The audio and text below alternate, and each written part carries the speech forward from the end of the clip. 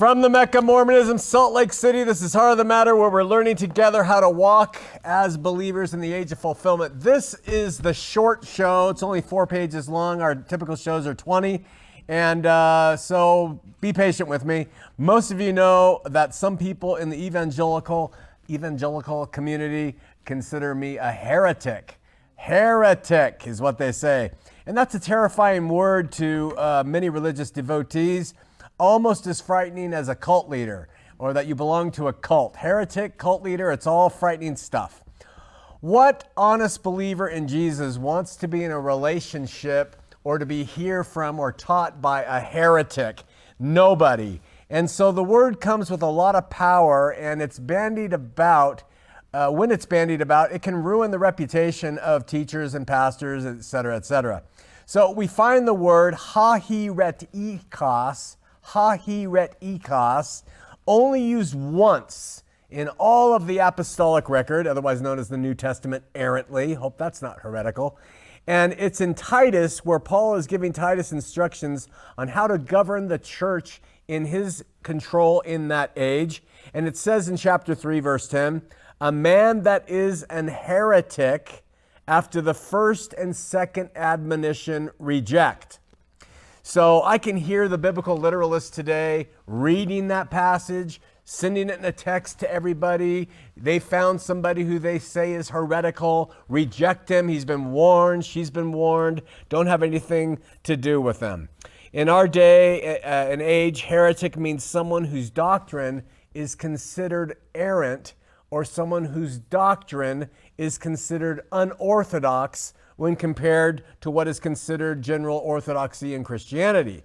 That in and of itself is humorous because automatically it staunches the desire to seek for truth and contribute to people fearing to go against the grain. It causes people to not question, to not push against tradition, to just fall in line so no one calls you a heretic, right?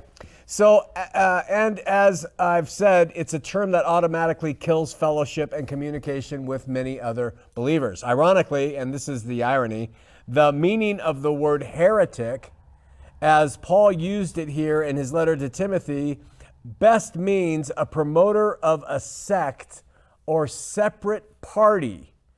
The best definition anciently was someone who was the promoter of sectarianism and of a separation of party.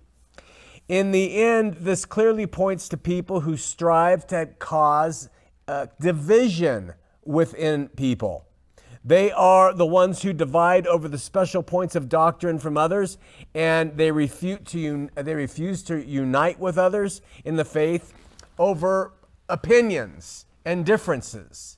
They are the real heretics. They say, well, we have a group of 20 people, and this is what we believe. Oh, wait a minute. John doesn't believe that?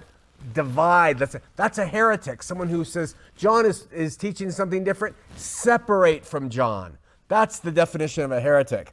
That's amazing. I'm considered heretical because I have some views that are considered unorthodox, but with these views that I have that are considered unorthodox, I have always maintained, but you don't have to believe me, and let's come together, and I'll receive you and your opinions, and you can receive me. I don't want to divide over the differences. It's everybody else who wants to divide over the differences, right? So it's funny to me that others who consider themselves orthodox will step in and they'll play the role of a real heretic.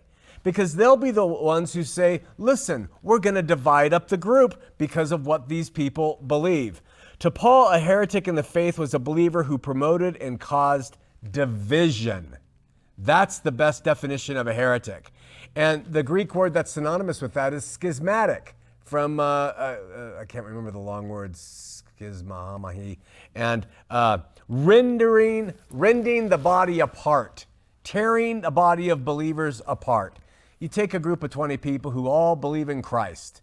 You're going to have in that group people who believe that Christ is a little bit different than the others. You're going to have people who believe that salvation experience is a little different than the others. And when you get down to it, if people really express their heart, typically within a group, if it's large enough, people are going to differ. Paul's whole objective as an apostle was to keep the church together and not let the differences divide them apart. When someone came in and said, this is the doctrine, divide over it, that was a heretic. Toward people who were heretics, Paul tells Titus to reject them after they've been warned a first and second time. Similar advice is given by Paul in Romans 16:17 when he said, now I beseech you, brethren, mark them which cause divisions and offenses contrary to the doctrine which you have learned, and avoid them. You can take that passage and say, oh, we have to have this sound, pure doctrine and everybody must agree upon it. Or you can take it and say, we need to be careful of people who divide over such. Mark them who cause these divisions and these offenses. We know that the division of the bride was a major factor for Paul, constantly wanting to schizo apart from itself because of these different influences. In 1 Corinthians 3:2, Paul wrote this, I have fed you with milk and not with meat, for hitherto you were not able to bear it, neither yet now are you able, ready, for you are yet carnal. Okay, so when you take a Christian who's carnal, what's the result? What happens with carnal Christians? Which is proven by the fact that there is among you envying, strife, divisions. And are you not carnal and walk as men? See, it's not to divide over differences, it's to unite in spite of differences. And when you divide over differences, Paul defines that as you're being carnal and full of envying and strife and divisions, right? So from all these factors, we can readily see the import of unity in the faith and possessing the maturity to realize and accept that people can, will, do, have varying opinions on almost everything.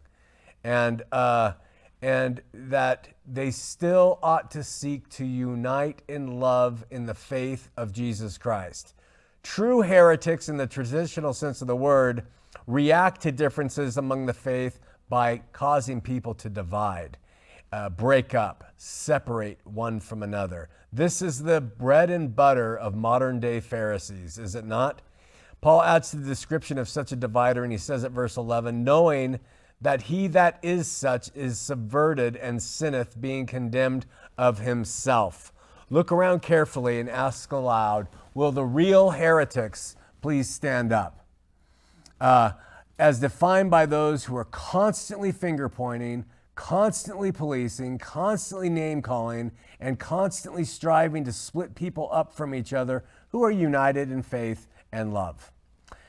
When they do, they raise their heads up on their stiff necks, and even when they do that, non-heretics have to love them and embrace them. And that's the key to it, that even when someone tries to divide, non-heretical people who are seeking to unite in love and in faith will look for reasons to stay together rather than for reasons to be torn apart. Write thy commentaries below, and we will read them on Tuesday night's long show. By the way, you really want to check out tomorrow night's long show with Danny Larson.